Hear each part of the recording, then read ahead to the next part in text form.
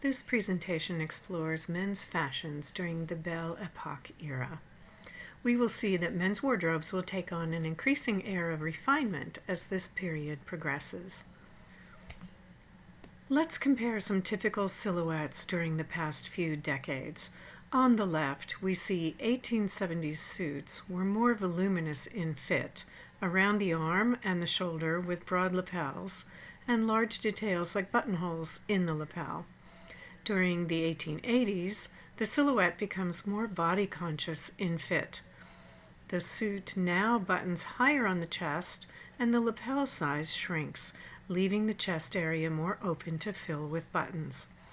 Trousers just touch the top of the shoe with a very small break above the hem and are straight-legged. The larger cravat or ascot from the 1870s shrinks to a four-in-hand tie or bow tie.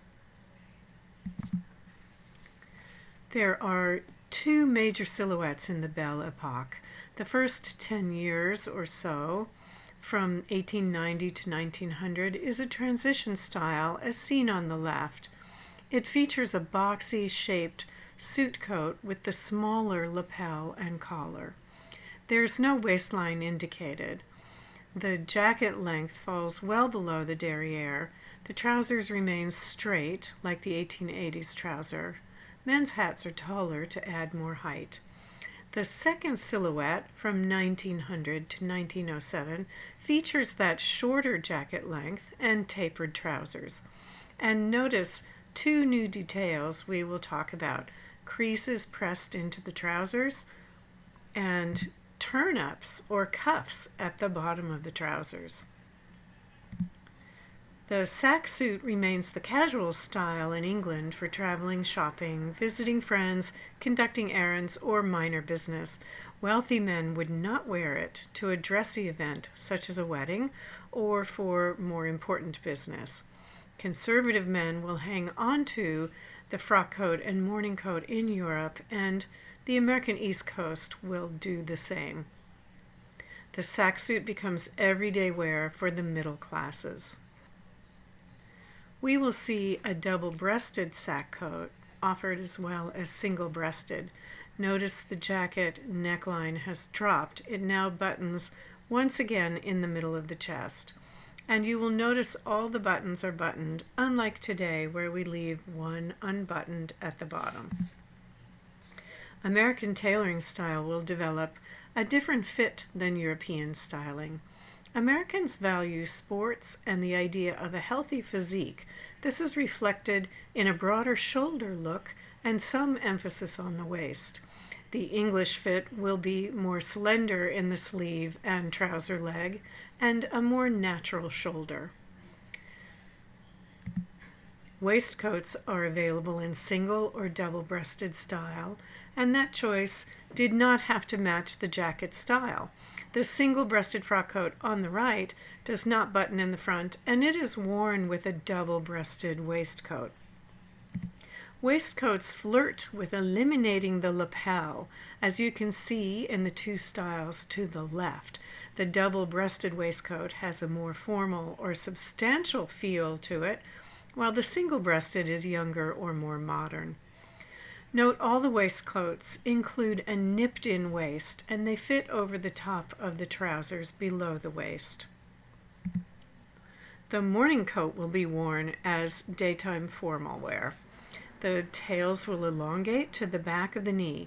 The two signature elements remain. The front edge slopes back to reveal the bottom of the waistcoat in the front of the trousers. Notice the fitted waist and waist seam. This coat is now usually worn with these striped trousers called strollers.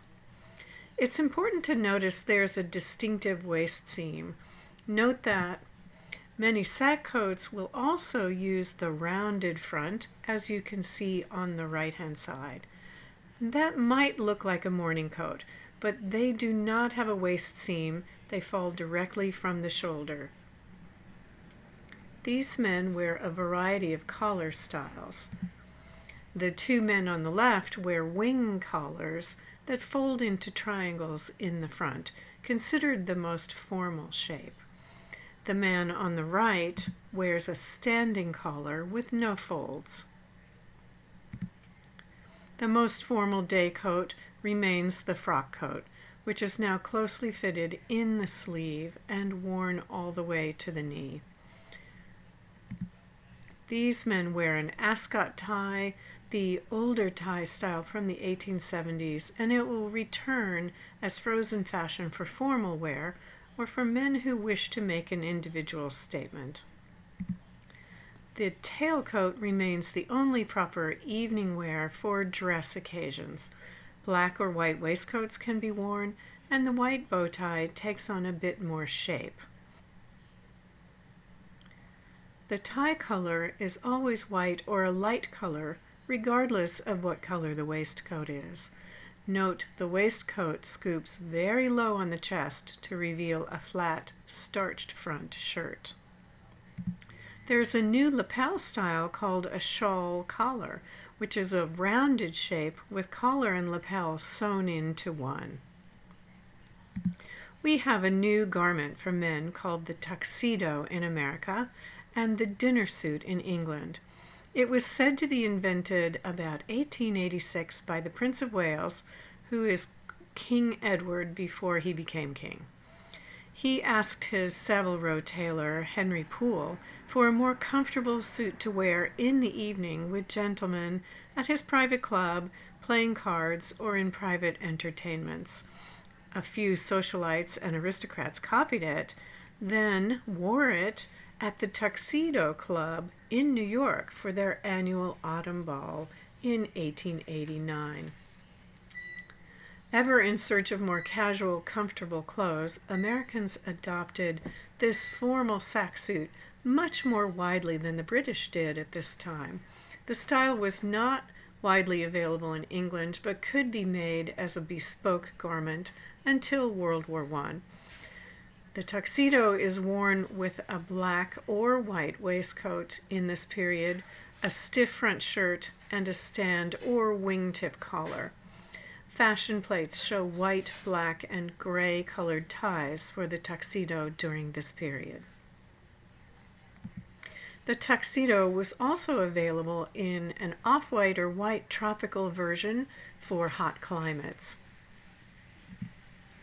We begin to have photographic evidence of women dressing in men's formal wear during this era. I wish I knew more about this person who looks so dignified and wistful at the same time. We know that women cross-dressed in nightclubs and private parties. From this point on, women could wear versions of formal wear in dance halls and cabaret acts, just as men wore feminine attire. Perhaps the most famous male impersonator was Vesta Tilley, born Matilda Alice Poles. Tilley began acting at the age of 3 and began dressing as a male impersonator a few years later. By 11, she began to go by the name Vesta Tilley. By the 1890s, Tilley had a large following and was England's highest-earning woman. She wore a number of suits in her role, but I'd like to focus on the formal wear, the white tie to be precise. This garment is associated with the height of wealth and power. Only the most wealthy men wear these types of suits, so wearing this power as one's own also has a lot of psychological power for the wearer and for us, the observers. Men's outer coats remain important garments as most people walk or ride in unheated transportation. The Chesterfield coat with a black velvet collar remains the most refined coat for city gentlemen. On the right, you can see this long, lean silhouette with tapered trousers. Men's coat styles will branch out with boxy, shorter or longer styles, tweed styles for travel or in the country. Caped coats also remain, most often seen in rainwear and formal wear. It is becoming a slightly old-fashioned or eccentric style of coat by this era. In 1891, Thomas Burberry created a new style of coat, waterproofed gabardine raincoats. This will change what many men wear for protection from the weather, particularly if it is not freezing cold.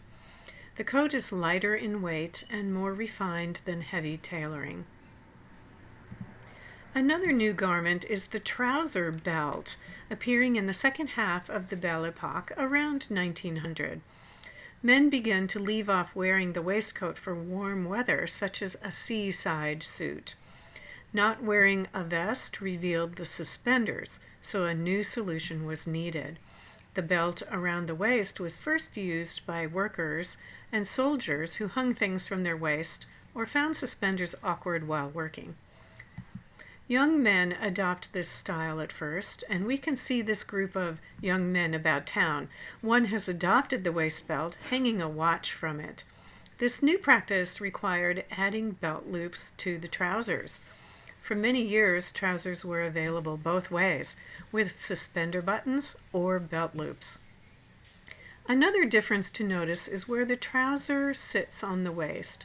Without a waistcoat, the trouser need not sit as high up or be higher in the back to stay tucked neatly. Tailors have a term for the distance between the bottom of the fly or crotch seam and the waist. They call it the trouser rise. We will begin to see differences in the rise as we go through the upcoming decades, and we can see that this would be a slightly shorter rise than tall trousers that are worn with suspenders. Progressive, fashion-forward men began to turn up their trouser cuffs. This trend is attributed once again to Edward, the Prince of Wales, who turned up his cuffs while walking his horse in a paddock at the Ascot races. He wanted to keep mud off the bottom of his trousers. He was later spotted on rainy days with these same turn-ups so his trousers wouldn't get wet. He then allegedly asked his tailor to hem the trousers deeply so a turn-up would show a self-lining instead of hem stitching. A daring fashion at first, the Viscount Lewisham outraged Parliament by wearing turn-ups in 1893 to a government session. And in Paris, Frenchmen were required to pause at the front door of their social clubs to roll down their turn-ups. English clubs varied. Conservative and hereditary clubs frowned on this brash fad. By 1900, many men wore turn-ups with a sack suit, which was considered more casual attire. But it was never appropriate with more formal suits such as frocks or cutaways. Stitch-in cuffs would not become an acceptable fashion until the 19-teens. Throughout the Victorian era, trousers were pressed flat from front to back with no crease showing. The first pressed creases appear intermittently in the 1890s. Early creases are pressed from the knee down only. About 1900, the invention and availability of the trouser press makes it possible for cleaners to press the trousers with a full crease from the top of the thigh to the hem. Youthful, progressive men will embrace the trouser crease more rapidly than conservative or older men, and both styles will appear in photographs at the same time. In this photo, both men have turn-ups, but I think only the man on the left has a trouser crease. After the long haul of the Victorian era, men's wardrobes begin to loosen, with the sack coat becoming more acceptable and some colors other than black and gray appearing. Ads for conservative men will take great pains to show these more casual outfits set at leisure or the seaside, so as not to condone actually wearing these on a daily basis. This ad shows three important hat styles for men: the Panama hat on the left with a vertical crease, a straw boater in the center, and the fedora on the right. Hunting attire embraces color by using tweeds and plaids. Jodhpurs are now important sports trousers. Those are the wide-shaped hip that was first seen in India. Men's wardrobes will increasingly be influenced by sports attire. Knit wool jersey was invented in England in the 1880s. It is a smooth knitted fabric made without decorative rows, so it looks very flat and plain. It was used for sports such as polo, where it rapidly spread to boating, swimming, and other vigorous sports. This knit will remain an important fabric we will see reworked in many ways through the 20th century. Another new important sports garment is the sweater. Early sweaters were originally created for working men and fishermen who needed warmth and ease of movement. When sports teams needed active garments to play in all conditions outdoors, they adopted the thick sweater that also provided some padding. Most of the history of sportswear in this era is tied to higher education and the Olympics, which began in 1896. One early game played in men's colleges is football, where they paired the padded knickerbocker with the turtleneck sweater that could also be made in team colors. The new sport includes driving a motor car with open bodies, a very dusty and windy business. It was important to dress very warmly and protect the hair sometimes. Colors during the Men begin to regularly dress in light colors during the summer, just as women wore white. The fabrics include linen, tropical weight wool, and a wool style called flannel. Notice the man on the left is wearing dark shoes and socks with the light suit. The rule was to match the sock to the shoe, not the trouser color. The man on the right is wearing light-colored shoes. Shirts are available in a wide range of colors. This is one way men began sneaking color back into their wardrobes for casual wear. Men's collars were very high up the neck during this era, sitting just under the chin. These collars were heavily starched and could be very uncomfortable to wear, rubbing against the chin and neck and sometimes causing rashes.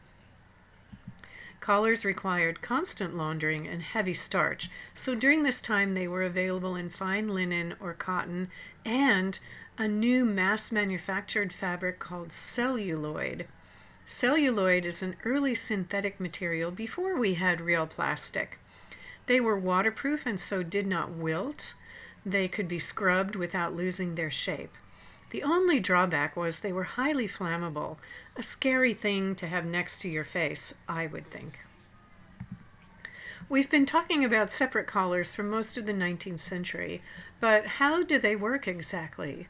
The collar has 3 buttonholes sewn into it, one on each front edge and one in the center back. The shirt collar band has matching buttonholes in the same place. The collar is attached to the shirt through all the buttonholes with small button-like devices called studs, the 2 discs you see in the center. One stud is long to go through several buttonholes. That's used for the front of the collar and the shirt. And the shorter stud attaches to the center backs. I've included a tutorial in our weekly videos for you to watch how to assemble a shirt, a collar, and a tie for more information. Shirts worn with formal wear did not include buttons like an everyday shirt would. A man could choose decorative studs to wear for personal expression. This close-up also shows a good image of the tall standing collar style that could be very restrictive for men to wear. And clearly anyone who performed manual labor would have great difficulty negotiating this style of collar. Men's underwear becomes a bit lighter with sleeveless combinations available with shorter legs and in woven cotton for breathability.